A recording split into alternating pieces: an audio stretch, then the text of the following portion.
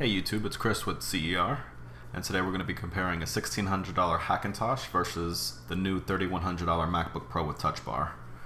We're going to be doing 3 different tests. One is going to be GeekBench 4, which is the latest GeekBench available.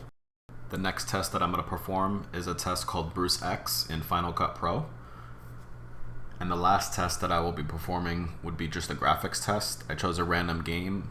I chose Diablo 3 because I had it installed. And we're going to compare the graphics from one machine to the other.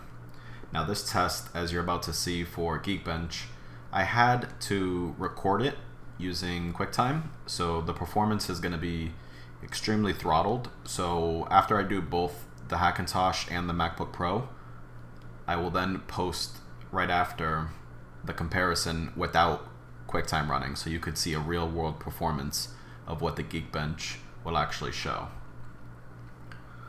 So the first one was done with the Hackintosh, and you saw the score on the screen. And right now we're running the MacBook Pro.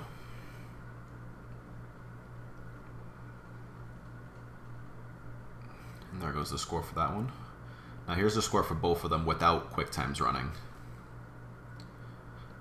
As you can see on the right, my Hackintosh blows my MacBook Pro out the water. As it should. It's a desktop CPU, not a laptop CPU.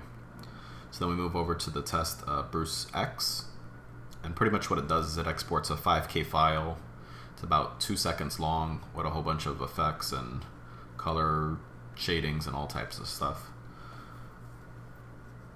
So first I do it on the Hackintosh, and this is where I was very surprised because of how good of a job my Hackintosh performed as far as GeekBench. It actually didn't perform much better than the MacBook Pro in this test. So as you see, it was 47 seconds. Then we switch over to the MacBook Pro. Same exact settings, same exact export. And you'll notice that the transfer time is actually only 2 seconds faster. And surprisingly, it's faster on the MacBook Pro. So that computer is very powerful. And the reason why it is because AMD's graphics card that Apple has selected is optimized for Final Cut Pro. NVIDIA drivers are not as optimized. Therefore, you're going to notice Final Cut Pro will be faster.